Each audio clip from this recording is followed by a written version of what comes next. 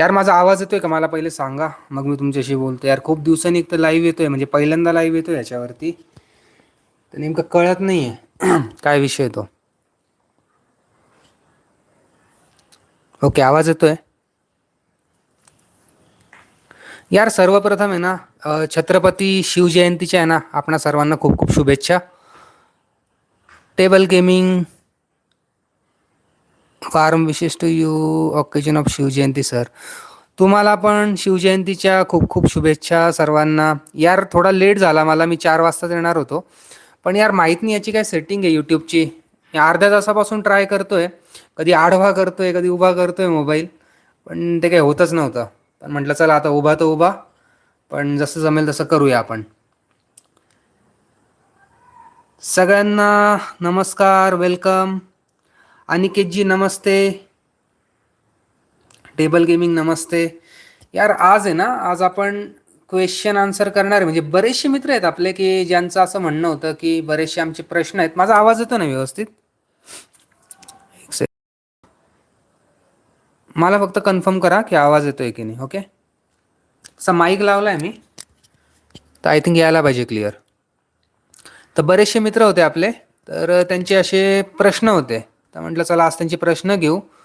तर सुरुवात करू आपण. आदी अंडरस्कोड D1906, आता त्यांचं नाव नाही माहिती मला एक्झॅक्ट काय आहे ते. ओके, तर त्यांचा असा प्रश्न होता की अजूनपर्यंत जगात किती देश फिरले आणि त्यातला बेस्ट आणि वर्स्ट कोणता? हा, तर बेसिकली 2021 पासून मी कंटिन्यू ट्रॅव्हल करायला लागलो आणि आत्तापर्यंत जवळपास 16 देश माझे फिरून झालेले आहेत. आपले खास करून ज्या नेबरिंग कंट्रीज आहेत, त्याच्यानंतर काही साऊथ ईस्ट एशियाच्या कंट्रीज, काही मिडल ईस्टमधल्या कंट्रीज, त्याच्यानंतर काही सेंट्रल एशियाच्या कंट्रीज. तर अशा सगळ्या मिळून जवळपास एक 16 कंट्रीज माझ्या झाल्या. आणि त्यातलं बेस्ट आणि वर्स्ट यार असं मला सांगता नाही येणार आत्ता, कारण की प्रत्येक देशाचा आहे ना की वेगळा एक्सपिरियन्स असतो बेसिकली. तर तुम्ही कुठल्या पॅरामीटरवरती त्या कंट्रीला जज करता त्याच्यावरती सगळ्या गोष्टी डिपेंड आहेत. बेसिकली बेस्ट म्हणायचं झालं ना, की मला जो अनुभव आला, म्हणजे ज्या देशामध्ये मी जास्त दिवस राहतो, तिथलं मला खानपान आवडतं, किंवा तिथे मला म्हणजे मजा येते राहायला, किंवा तिथे एक्सप्लोअर करायला मजा येते. तर असे देश म्हणजे माझ्यासाठी बेस्ट. आणि ज्या देशांमध्ये सगळ्या गोष्टी जरी असल्या, पण त्यातल्या त्यात जर कधी वातावरण चांगलं नसलं, लोक तिथले कॉपरेटिव्ह नसले, तर मग सगळं असून पण मग फिरायला ती मजा नाही येत तिथे. मग त्याच्यामुळे मग तिथे आपला एक्सपिरियन्स थोडासा वर्स्ट होऊन जातो. तर ॲज सच असा काही वर्स्ट एक्सपिरियन्स नाही आहे माझा. पण 16 कंट्रीपैकी जर कधी बेस्ट म्हणाल ना तुम्ही, तर मी अफगाणिस्तानला गेलो होतो. तो अफगाणिस्तानचा माझा एक्सपिरियन्स सगळ्यात बेस्ट होता आत्तापर्यंतचा. म्हणजे लिटरली काहीच इंटेन्शन नव्हतं माझं जायचं. मी याच्या आधी मागे पण भरपूर वेळा सांगितलेलं आहे, माझ्या पॉडकास्टमध्ये पण सांगितलं होतं मी, की माझं अजिबातच इंटेन्शन नव्हतं तिथे जायचं. मी इराणला गेलो होतो. इराणवरून मी जॉर्जिया, अर्मेनिया त्या साईडला जाणार होतो. पण अचानक मला असं वाटलं, मी मशादमध्ये होतो, तिथून जवळ होती बॉर्डर याची, अफगाणिस्तानची. तर म्हटलं यार चला जाऊ. आणि वाटलं नव्हतं मला, की मला असं वाटलं की 5-6 दिवस जाऊ आणि परत निघून येऊ. मी 22 दिवस होतो अफगाणिस्तानमध्ये, लिटरली 22 दिवस. तर तो एक्सपिरियन्स माझ्यासाठी खूप चांगला होता. एक्सपेक्ट नव्हतं केलं मी अजिबात. घाबरत घाबरत गेलो होतो आणि माहीत नव्हतं पुढे काय होणार आहे. माझ्याकडे डॉक्युमेंट्स नव्हते, काही नव्हतं, परमिट नव्हतं. तिथेच विजा घेतला होता मी इराणमध्ये असताना. आणि पण यार ती ट्रिप माझ्यासाठी जबरदस्त होती. म्हणजे तो एक experience, once in a lifetime experience आहे माझ्यासाठी. आणि मजा आली मला तिथे. तर वर्स्ट ॲज सच माझा असा कुठलाच देश नाही आत्तापर्यंत की मला तिथे खूप खराब एक्सपिरियन्स आला. पण ठीक आहे, प्रत्येक देशामध्ये चांगले वाईट एक्सपिरियन्स येत राहतात. तर असं देशाला मी कुठलं सांगू नाही शकत की तो खराब होता माझ्यासाठी. पुढचा त्यांचा प्रश्न, त्यांनी ॲक्च्युली मला 3 प्रश्न विचारलेत. मी लॅपटॉप घेऊन बसलोय समोर, सॉरी. त्यांनी मला 3 प्रश्न विचारले. जे जे देश तुम्ही फिरले त्या देशामधले फेवरेट फूड काय? आता प्रत्येक देशाची ना खाद्य संस्कृती वेगळी असते. जसा आपण भारताचाच विचार केला तर प्रत्येक 30 किलोमीटरवरती यार आपलं जेवण बदलतं बऱ्यापैकी. खाद्य संस्कृती चेंज होते, भाषा चेंज होतात. तर तसंच बाकीच्या देशांचं पण आहे. म्हणजे बऱ्याच ठिकाणी एखाद्या सिटीमध्ये एक वेगळं फूड असतं, दुसऱ्या सिटीमध्ये एक वेगळं फूड असतं. तर खायच्या हिशोबाने जर कधी बघायला गेलं ना, तर मला मिडल ईस्टमध्ये तुम्हाला शाश्लिक म्हणतो आपण त्याला. शाश्लिकला आपल्याकडे कबाब म्हणतात, कबाब. सीख कबाब किंवा इतर वेगवेगळ्या प्रकारचे कबाब, तर ते खूप जास्त फेमस आहे तिकडे. तर त्याच्यामुळे ते मला आवडतात. तर ते जेवण भारी होतं. त्याच्यानंतर जे जे देश फिरले त्या देशामधला फेवरेट फूड काय? Like, share and subscribe. Thank you so much Chaitali. बायको पण बघते आहे. तर पुढचा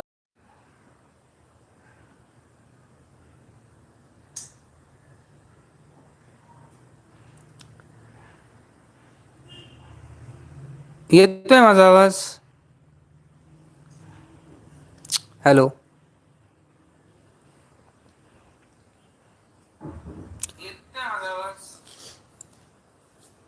यार माहित नाही यार, युट्यूबचा काय इश्यू चालू आहे कालपासून.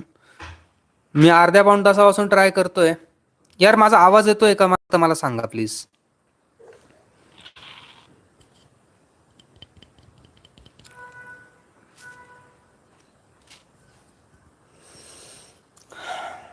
असं वाटतं यार, इंस्टाग्रामवरतीच यायला पाहिजे होतं मी लाईव्ह. यार युट्यूबचा खूप इश्यू चालू आहे काहीतरी. लिटरली वैताग आला मला. एक सेकंड. माझा आवाज येतोय मित्रांनो?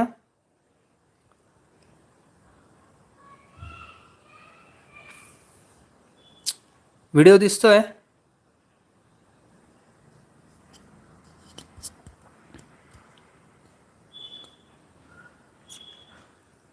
ओके, एनिवेज बघू. तर भीती वाटली मला. ॲज सच माझा काहीच प्लॅन नव्हता अफगाणिस्तानला जायचा. आणि हो, बऱ्याच गोष्टी ऐकून होतो, काही गोष्टी न्यूजमध्ये बघितल्या होत्या की आहेत. मी नाव घेणार नाही परत लाईव्हमध्ये, आपण परत व्हिडिओ ब्लॉक होऊन जाईल. तर बरेचसे प्रॉब्लेम होते तिथे. पण तिथे गेल्यानंतर जे काही बघितलं ना मी, खतरनाक होतं. म्हणजे माझी पूर्ण अफगाणिस्तानची सिरीज लाईव्ह आहे, यूट्यूबवरती आहे आपल्या याच्यावरती. तर बऱ्याचशा लोकांनी बघितली पण असेल. जे नवीन असतील त्यांनी जाऊन बघा. माझा एक्सपिरियन्स खूप जबरदस्त होता, म्हणजे एक नंबर एक्सपिरियन्स होता इराणचा सुद्धा. आणि इराण नंतर मी अफगाणिस्तानला गेलो होतो, तर तो सुद्धा तर भारी होता. पुढचा प्रश्न घेऊ आपण. अपूर्वा भिडे, तुमचा सोर्स ऑफ इन्कम काय आहे? हां, आता बेसिकली बऱ्याचशा मित्रांचे प्रश्न असतात यार, की Instagramवरती पण ज्या रील वगैरे मी टाकतो, त्याच्यानंतर त्याच्यावरती कमेंट येतात. काही आपले व्हिडिओज आहेत, त्याच्या खाली काही कमेंट्स असतात, की एवढे देश तुम्ही फिरले, तर तुमचा सोर्स ऑफ इन्कम काय आहे? की तुम्हाला काही YouTubeवरून पैसे मिळत आहेत की नाही? यार नाही, माझं आत्ताशिक चॅनल कुठे आत्ता मॉनिटाईज झालं आहे माझं. आणि YouTubeमधून ॲज सच काही माझी अजून अर्निंग होत नाही आहे, टू बी फ्रँक. हां, माझे जे आहेत ना, की सेव्हिंग्ज आहेत, काही मी अ, थोडे पैसे साचवतो आणि मग ट्रिप प्लॅन करतो. बेसिकली माझा सॉफ्टवेअरचा बिझनेस आहे. मागच्या 15 वर्षापासून मी तो रन करतोय. ब्रँडिंगमध्ये माझं काम असतं. आणि सोबतच मी जिओपॉलिटिक्समध्ये फ्रीलान्सिंग करतोय आता. काय म्हणतात त्याला, की अभ्यास करतोय बेसिकली जिओपॉलिटिक्सचा. तर बऱ्याचशा काही गोष्टी आहेत. व्यवसाय माझा आणि 2-3 छोटे-मोठे व्यवसाय आहेत. त्याच्यावरती माझं उदरनिर्वाह होतो आणि बस त्याच्यामध्येच मग मी फिरायला वगैरे जातो. तर ॲज सच काही असा माझा YouTubeचा वगैरे काही सध्या इन्कम नाही आहे. बाकी बऱ्यापैकी म्हणजे एकटा मी फिरू शकतो. एखाद्या वेळेस फॅमिलीला घेऊन बाहेर जाऊ शकतो. तेवढं पोटापाण्यापुरतं आरामात होऊन जातं माझं. दीपक कानडे आहेत, ते म्हणतात माझा फ्रेश पासपोर्ट आहे आणि मला अजून एकट्याने प्रवास करायचा कॉन्फिडन्स नाही. पण तुमच्यासोबत कोणत्याही देशात यायला आवडेल, नेणार का? दीपकजी, फ्रेश पासपोर्ट असला ना, तरी कॉन्फिडन्सची काही तशी मला वाटत नाही. ॲक्च्युली काय, तुम्ही जेव्हा एअरपोर्टला जातात ना, तेव्हा थोडंसं तुम्हाला वाटतं, की हां, भरलेलं एकदम असं चकाचौंध असते सगळीकडे. गर्दी असते बऱ्यापैकी. काही गोष्टी आपल्याला माहीत नसतात, की एक्झॅक्ट गेल्या-गेल्या पहिले काय करायचं, कुठे जायचं. तर थोडंसं आपल्याला धावपळ होते. पण जसं-जसं तुम्ही शिकत जातात, 1-2 तुम्ही कंट्रीज करतात, थोड्या फ्लाईट घेतात, तेव्हा तुम्हाला कळून जातं ऑटोमॅटिकली, की हां, म्हणजे तुम्ही यूज्ड टू होऊन जातात. तर असं काही नाही आहे. तर कॉन्फिडन्स ऑटोमॅटिक येईल. जोपर्यंत तुम्ही जाणार नाही तोपर्यंत तुम्हाला कॉन्फिडन्स येणार नाही. एकदा तुम्ही पोहोचले ना तिथे, की ठरवलं की हां आता आपल्याला जायचंच आहे, तर ॲटोमॅटिक तुम्ही जाल पुढे निघून. तर तो काही विषय नाही. आणि तुमच्यासोबत कोणत्याही देशात यायला आवडेल. अरे नक्कीच. बेसिकली हा पण एक खूप मोठा प्रश्न आहे, की याच्यावरती मी खूप जास्त विचार नव्हता केलेला. कारण की बरेच जण मला मित्र होते माझे, काही बाकीचे पण सबस्क्रायबर्स होते, ते मला सांगतात की यार तुम्ही मला घेऊन चला, आपण सोबत जाऊ. तर त्याच्यावरती मी असा काही गांभीर्याने विचार केलेला नव्हता.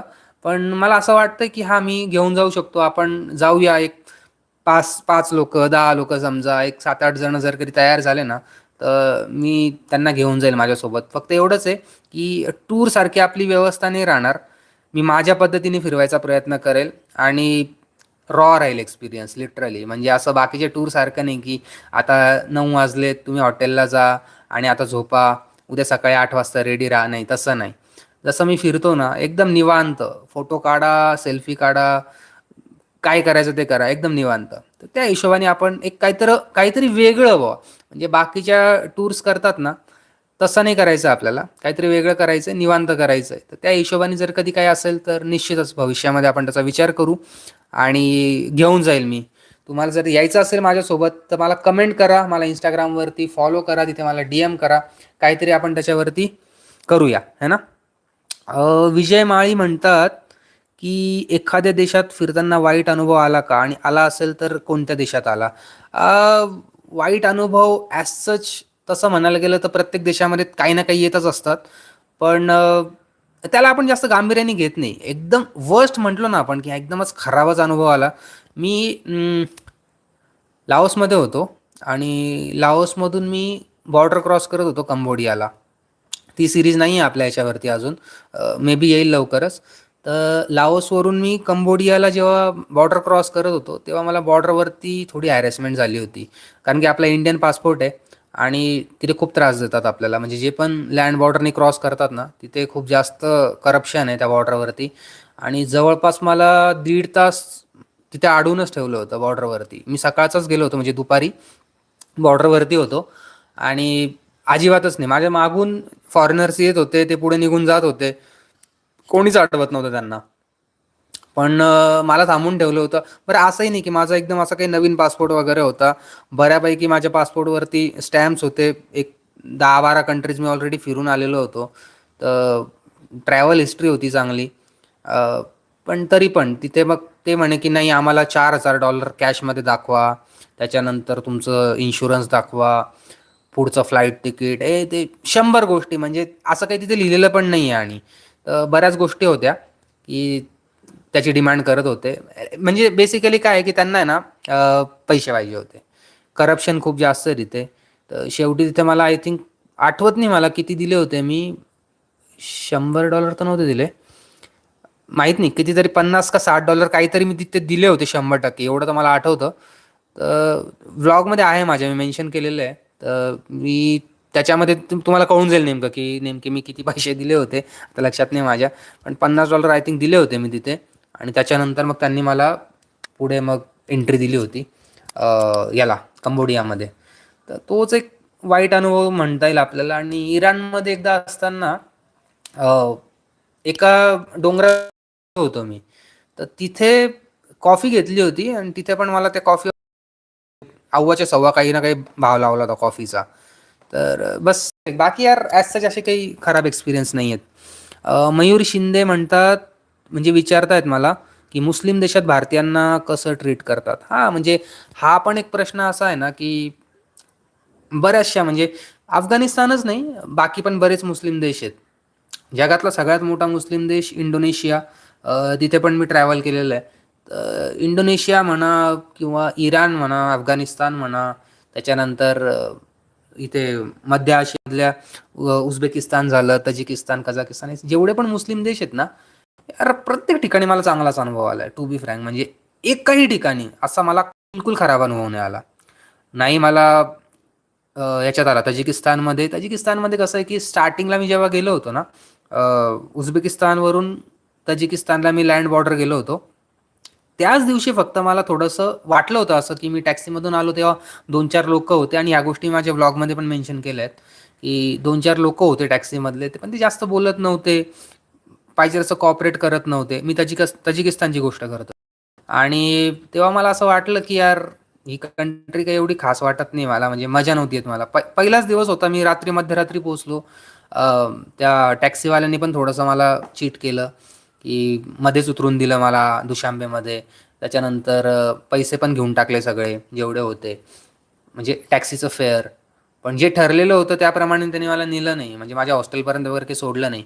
आणि भरपूर गोष्टी. मग तेव्हा मला असं वाटलं, की नाही यार मजा नाही येते. मग दुसऱ्या दिवशी, तिसऱ्या दिवशी मी जेव्हा बाहेर पडलो ना, दुशांबेला थोडं एक्सप्लोर केलं, सिम कार्ड वगैरे घेतलं. तर त्याच्यानंतर काही गोष्टी क्लिअर व्हायला लागल्या. म्हणजे लोकं ॲज सच तिथले खराब नव्हते. म्हणजे पहिला एक्सपिरियन्स माझा खराब होता. पण नंतरचे जितके पण मला लोकं भेटले तिथे, ते सगळे चांगले होते आणि तजिकिस्तानचा पण अनुभव माझा चांगलाच होता. बाकी इंडोनेशिया झालं, त्याच्यानंतर मेजॉरिटी मुस्लिम कंट्री म्हटलं तर इराण, अफगाणिस्तान. यार तिथला एक्सपिरियन्स तर आउटस्टँडिंग होता. म्हणजे अजिबात खराब नव्हता आणि असं भारतीय वगैरे ते तिथे काही असं मला जाणवलं नाही, की तुम्ही म्हणून तुम्हाला एक वेगळी ट्रीटमेंट. आणि हां, वेगळी ट्रीटमेंट मला अफगाणिस्तानमध्ये जाणवली, की तुम्ही भारतीय आहे ना, तर बाई तुमच्याकडून पैसे पण घेणार नाही ते. लिटरली म्हणजे तिथे लोकलच्या घरी मी 3 दिवस राहिलो. म्हणजे ज्यांनी माझी सीरीज बघितली अफगाणिस्तानची त्यांना माहिती आहे, की लोकल होता तिथला, त्याच्या घरी मी हेरातमध्ये असताना 3 दिवस राहिलो होतो. तर खतरनाक म्हणजे अफगाणिस्तान त्या बाबतीमध्ये यार एक नंबर आहे. तर मुस्लिम देशामध्ये भारतीयांना चांगलंच ट्रीट करतात. म्हणजे तुम्ही जर चांगले असाल तर सगळी दुनिया चांगली तुमच्यासोबत. बस तोच एक नियम आहे. निखिल राजपूत म्हणतात, की निखिल राजपूत हां, मुस्लिम देशात अल्कोहोल खरंच पूर्ण बंद आहे का? हा एक मोठा प्रश्न आहे, की अल्कोहोलचा जेव्हा प्रश्न येतो, की कुठल्या-कुठल्या देशांमध्ये. आता तुम्ही साउथ ईस्ट कंट्रीमध्ये गेल्या ना, थायलंड झालं, व्हिएतनाम झालं, बाकीचे देश मलेशिया वगैरे तिकडे सगळे. मलेशियामध्ये पण थोडेसे रिस्ट्रिक्शन्स आहेत, जे खूप नाही आहेत. तिथल्या लोकल लोकांना घेता नाही येत, आपण जाऊन घेऊ शकतो. पण व्हिएतनाम झालं, त्याच्यानंतर थायलंड झालं, तिकडे तर ओपन आहे सगळं. मुस्लिम देशांमध्ये कसं आहे, की इराणमध्ये तर डायरेक्ट बॅन आहे भाई. अजिबात काहीच भेटणार नाही तुम्हाला. शोधून पण भेटणार नाही. किंवा कसं आहे, की शोधलं तर भेटेलही, पण आता ज्या गावाला जायचंच नाही आपल्याला विनाकारण तिथून तिथे गेल्यावरती तिथले नियम कशाला मोडायचे? परत काही प्रॉब्लेम झाला, काय झालं आपल्याला माहीत नाही. तर ते शोधायच्या पहिली गोष्ट तर भानगडीत पडू पण नका. ज्या गोष्टी ज्या देशामध्ये बॅन आहेत ना, तुम्हाला एक नियम सांगतो. कुठल्याही देशामध्ये प्रत्येक देशाचे काही ना काही नियम असतात. तर ज्याही देशामध्ये ज्या गोष्टी बॅन असतील ना, त्या गोष्टी उगाचच काही आपण म्हणतो ना, की एक क्युरियस असतो आपण खूप. तर त्यापोटी ना जाऊन त्या सर्च करायच्या भानगडीत पडू नका. कारण की त्या आपल्या जीवावरती पण बेतू शकतात. बऱ्याचशा काही गोष्टी होऊ शकतात, की तुम्ही अडकू शकतात. तिथल्या लीगल गोष्टींमध्ये अडकू शकतात. भरपूर काही गोष्टी होऊ शकतात. तर त्याच्यामुळे त्या गोष्टींच्या मागे पडूच नका. तर इराणमध्ये तर बॅन आहे कंप्लीटली. तर तिथे मी शोधलं पण नाही. अफगाणिस्तानमध्ये पण टोटली बॅन आहे. पण अफगाणिस्तानमध्ये मी जेव्हा तुर्कमेनिस्तान साईडच्या बॉर्डरला जात होतो ना, तेव्हा माझ्यासोबत माझे काही मित्र होते तिथले अफगाणी. त्यांना मी विचारलं होतं. तर ते मला म्हणाले, की पूर्ण अफगाणिस्तानमध्ये सगळीकडे बॅन आहे. पण काही-काही ठिकाणं अशी आहेत, जी तुर्कमेनिस्तानची साईड म्हणतोय मी तुम्हाला. तर त्या साईडला तुम्हाला भेटते म्हणे. पण तिथे पण मी काही जास्त काही ॲडव्हेंचर केलं नाही आणि तिथे काही शोधलं नाही मी काही, की नाही, नाही बघू आपण भेटते नाही. मला कंटेंट भेटला असता, तगडा कंटेंट भेटला असता. पण विषय काय माहिती का, की विनाकारण खोलात जायचं नाही त्या. जिथे आपल्याला वाटत नाही ना, की एक तर तिथे जाणंच खूप मोठी गोष्ट आहे आणि तिथे गेल्यावरती जर कधी आपण अशा काही गोष्टी करायला गेलो ना, तर परत मग ते आपल्यावरती क्रॉस फायर होऊ शकतं. त्याच्यामुळे त्या गोष्टी न केलेल्याच बऱ्या. पण त्यांनी मला सांगितलं, तो तिथला लोकल होता आणि त्यांनी मला सांगितलं, की इथे भेटते, तुम्हाला जर कधी पाहिजे असेल तर आपण जाऊ शकतो. पण मी जास्त काही इंटरेस्ट घेतला नाही आणि म्हटलं नाही नको. चांगला चालू आहे आपला दिवस इथला व्यवस्थित आहे. तर आहे. तर त्याच्यामुळे मग मी जास्त काही तिथे विचारलं नाही. त्याच्यामुळे अफगाणिस्तान, इराण हे 2 देश जर कधी सोडले, जे मी स्वतः तिथे व्हिजिट केलेली आहे, तिथे तर मला अजिबात काही भेटलं नाही. पण हां, इंडोनेशियामध्ये तुम्हाला भेटते. पण तिथे पण असंच आहे, की तिथे फक्त मॉलमध्ये तुम्हाला भेटेल. तिथे अशी तुम्हाला दुकानं वगैरे भेटणार नाही अजिबात, की असं आपल्याकडे जे वाईन शॉप वगैरे राहतात, तर त्या टाईप तिथे नाही आहे अजिबात. भेटते, पण तुम्हाला तिकडे मॉलमध्ये जावं लागतं आणि तिथे तुम्हाला भेटते. त्याच्यानंतर जर तुम्ही मध्य आशियामध्ये गेले ना, तर मध्य आशियामध्ये उझबेकिस्तान, तजिकिस्तान, कझाकिस्तान, तीनही ठिकाणी, हे तिन्ही मुस्लिम कंट्रीज आहेत आणि या तिन्ही ठिकाणी तुम्हाला सगळीकडे अल्कोहोल मिळेल. तिथे प्रॉपर शॉप्स आहेत मोठे मोठे आणि खूप स्वस्त आहे, म्हणजे लिटरली भारतापेक्षा खूप जास्त स्वस्त आहे. आणि त्याच्यावरती पण मी आय थिंक एक डेडिकेटेड व्हिडिओ बनवलेला आहे, तर तो पण तुम्ही चेकआउट करू शकतात. तर सगळ्याच मुस्लिम देशांमध्ये बॅन आहे असं अजिबात नाही आहे. काही देश आहेत जे खूप जास्त म्हणजे कट्टर मुस्लिम देश म्हणू शकतो आपण त्यांना, इराण, अफगाणिस्तान, तिथे बॅन आहे. पण जे काही सोव्हिएत काळामधले काही मुस्लिम देश आहेत, तजिकिस्तान, कझाकिस्तान, म्हणजे सेंट्रल एशियामधले, तिथे बॅन नाही आहे. पुढचा प्रश्न घेऊ, जास्त लांबवत नाही यार ही. तुमचे पण मला प्रश्न घ्यायचे आहेत काही, आणि तुम्ही पण विचारू शकता यार मला खाली कमेंट करून प्लीज. संजय निकुंभ म्हणतात, तुमचा सर्वात डेंजरस एक्सपिरियन्स कोणता होता? हा, डेंजरस एक्सपिरियन्स यार तसे 2-3 होते बेसिकली. पण हां, मी तुम्हाला एक एक्सपिरियन्स सांगतो, डेंजरस एक्सपिरियन्स. मी व्हिएतनाममध्ये होतो, पहिलीच ट्रिप होती माझी. पहिली ट्रिप म्हणजे सोलो ट्रिप होती माझी पहिली. 2021 साली मी जेव्हा व्हिएतनामला गेलो होतो पहिल्यांदा, तेव्हा मी क्यू नोन, आता त्याला कसं प्रोनाऊन्स करतात आय डोंट नो, एक सिटी आहे तिथली, शहर आहे व्हिएतनाममधलं. क्यू नोन का की नोन असं काहीतरी नाव आहे त्याचं. आणि तिथे मी असंच डायरेक्ट गेलो, तिथे कोणीच जात नाही. म्हणजे मी तिथे गेल्यावरती मला कळालं की तिथे अजिबात कोणी टुरिस्ट वगैरे कोणीच नाही आहे. एकदम असा मोकळा समुद्र, काही गर्दी नाही, तिथले लोकल लोकं पण कमी, आणि ते पण एकदम असे आश्चर्याने बघताय, कारण तिथे कोणी जास्त टुरिस्ट जात नाही. तर तिथे मी गेलो होतो आणि तिथे मी ना एक बाईक रेंट केली होती. बाईक रेंट करून आय थिंक मी केको नावाचा एक बीच आहे तिथे, केको बीच म्हणून. अ, जबरदस्त आहे, म्हणजे खतरनाक. थोडा लांब होता तो, तर तिथं मला जायचं होतं. तर बाईक होती माझ्याकडे, तर बाईक घेऊन मी निघालो त्या केको बीचकडे. तर मध्ये समुद्रावरती ना एक लांब पूल केलाय, बराच मोठा होता तो, म्हणजे जवळपास 2-3 किलोमीटर तर आरामात असेल तो. 2 किलोमीटरचा तर असेल, खूप मोठा होता तो. आणि आता एक्झॅक्ट मला माहित नाही की किती लांबीचा पूल होता तो, पण समुद्राच्या त्या अशा आपण म्हणतो ना खाडीवरती तो पूल असतो असा मोठा, आणि खूप उंच होता, बऱ्यापैकी उंच होता. तर त्या पुलावरून मी चाललो होतो. खतरनाक हवा होती. जाताना मला इतकं काही वाटलं नाही, म्हणजे हवा होती हां, डेंजर होती खूप. मी गाडी चालवत होतो आणि गाडी लिटरली ना हालत होती. म्हणजे लोकं लिटरली असे होत होते. मी कशीबशी गाडी पोहोचवली दुसऱ्या साईडपर्यंत. फिरून वगैरे आलो पद्धतशीर. येताना त्याच्यापेक्षा डबल हवा होती. खूप खतरनाक. म्हणजे तिथे काही लेडीज होत्या, तिथल्या लोकल व्हिएतनामच्या लोकल लेडीज ज्या गाडी चालवत होत्या ना, तिथे तसे कठडे होते त्या ब्रिजला, आणि त्या कठड्याला चिकटलेल्या होत्या, लिटरली चिकटलेल्या होत्या, आणि थांबून घेतलं होतं त्यांनी. आणि इतकी जोरात हवा होती, म्हणजे आपण त्याला म्हणतो ना वादळा टाईप, अशी हवा होती. आणि ट्रक वगैरे सगळे थांबलेले होते. फक्त ज्या मोठ्या 4x4 गाड्या होत्या ना, फॉर्च्युनर सारख्या, त्या अशा स्लो स्पीडने चाललेल्या होत्या, आणि लोक त्याच्या अशा आडोशाने जायचे. मग की ती गाडी अशी चाललेली आहे, आणि त्याचा त्याचा आडोसा घेऊन टू व्हीलरवाले हळूहळू हळू, कारण की तिथल्या टू व्हीलर पण आहे ना अशा जास्त जड नाही आहेत, अशा हलक्या गाड्या आहेत सगळ्या. आणि हवा खूप जोरात होती तिथे. तर तिथे यार भीती वाटली होती थोडी, की एवढी हवा आहे, निसर्ग आहे, इतक्या उंचावरती आपण, आणि खाली पूर्ण समुद्र आहे. डेंजर. तो पण एक्सपिरियन्स मी, म्हणजे त्याचा व्हिडिओ नाही काढलाय मी, पण तो एक्सपिरियन्स पण मी माझ्या व्हिएतनामच्या सिरीजमध्ये सांगितला होता. एक सेकंड, एका बंद झालं. हां, तर तो पण एक्सपिरियन्स माझ्या व्हिएतनामच्या सिरीजमध्ये सांगितला होता. तर तो एक डेंजरस एक्सपिरियन्स तुम्ही म्हणू शकतात.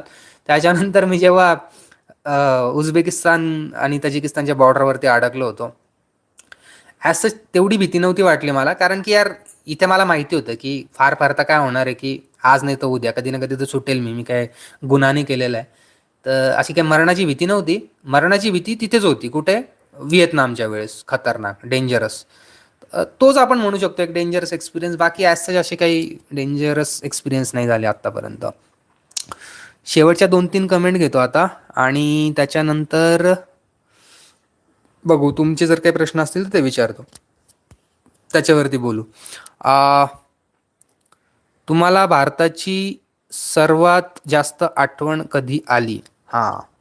आता काय होतं कधी-कधी ना, की आपण जेव्हा बाहेरच्या देशांमध्ये असतो, फिरतो, तेव्हा बऱ्याच वेळा आपण गुंगून जातो फिरण्यामध्ये, की आपल्याला कळत नाही, की आपले दिवस कसे चाललेत, आणि आपल्या लक्षात पण नाही राहत, की आपण कधी आलो होतो, कधी आपल्याला आता निघायचं आहे. म्हणजे जे लाँग ट्रिप जातात, म्हणजे मी जर कधी गेलो तर मी 1 महिना जातो, कधी 1.5 महिना जातो. तर अशा हिशोबाने. आता जस्ट मी एक ट्रिप केली होती, म्हणजे ह्याच वर्षीची तुम्हाला सांगतोय मी आता, की व्हिएतनामला मी गेलो होतो विथ फॅमिली. त्याची म्हणजे ती एक सिरीज येणार आहे आता, त्याचे व्हिडिओज येतील पुढे. आणि त्याच्यानंतर मी पुढे गेलो होतो अजून काही 2-3 कंट्रीज एक्सप्लोअर करायला. तर मी व्हिएतनामवरून डायरेक्ट गेलो आणि व्हिएतनामवरून मग माझ्या फॅमिलीला मी रिटर्न पाठवून दिलं, म्हणजे माझ्या वाईफला आणि माझ्या मुलीला. तर तेव्हा मुलीला पाठवलं ना, तर तेव्हा तिची जायची इच्छाच नव्हती. म्हणजे तिची जायची इच्छा होती, तिला जायचं होतं इंडियामध्ये, म्हणजे घरी यायचं होतं परत. पण मला एकटं सोडून नव्हतं यायचं. तर त्याच्यामुळे काय झालं की बराच म्हणजे मी तिथे अडकून गेलो आणि ती निघून आली इकडे इंडियामध्ये. मी तिकडून पुढे निघून गेलो. कशी-बशी मी केली पुढची ट्रिप. पुढचे 2-3 कंट्री ज्या आपण केल्या त्या मी केल्या. पण मग तेव्हा सगळ्यात जास्त आठवण आली होती. कारण की कसं की अर्ध्याच रस्त्यामध्ये मग मी सोडून दिलं त्यांना आणि तिथून मग मी पुढे चाललो गेलो. तर मला असं वाटलं की यार तसं नव्हतं करायला पाहिजे. आपण सोबत जायला पाहिजे होतं, ट्रिप करायला पाहिजे होती आणि सोबत रिटर्न यायला पाहिजे होतं. पण ठीक आहे, हा पण एक एक्सपिरियन्स होता. म्हटलं ट्राय करू, बघूया कसं मॅनेज होतं ते आणि त्या हिशोबाने गेलो होतो. पण तिकडून पुढे गेल्यावरती मग तेव्हा थोडीशी आठवण आली होती की यार नाही आता जायला पाहिजे इंडियामध्ये. तर हा एक होता एक्सपिरियन्स. आणि त्याच्यानंतर एक सेकंड, सगळ्यात मेन प्रश्न काय असतो ना प्रत्येकाचा, की पहिली इंटरनॅशनल ट्रिप ही कोणत्या देशामध्ये करावी? आता हा एक सगळ्यात मोठा गहन प्रश्न आहे, की बरेच जण मला विचारतात, की दादा आता पासपोर्ट काढलाय मी, आता नवीन पासपोर्ट आहे माझा, तर आता सगळ्यात पहिले कुठल्या देशात जायला पाहिजे? मला तर ह्या देशात जायचंय, मला त्या देशात जायचंय. कसं असतं प्रत्येकाला वेगवेगळ्या देशांमध्ये जायला आवडतं. असं नाही की प्रत्येकाने जर कधी पासपोर्ट काढलाय, तो प्रत्येकजण पहिले थायलंडलाच जायला पाहिजे, असा काही नियम नाहीये. टू बी फ्रँक, तुमच्याकडे पासपोर्ट जेव्हा येतो, तेव्हा असा काही थंब रूल नाही आहे, की पहिली इंटरनॅशनल ट्रिप तुम्ही ह्या-ह्या देशापासून चालू केली पाहिजे. असा असा कुठे नियम सांगत नाही.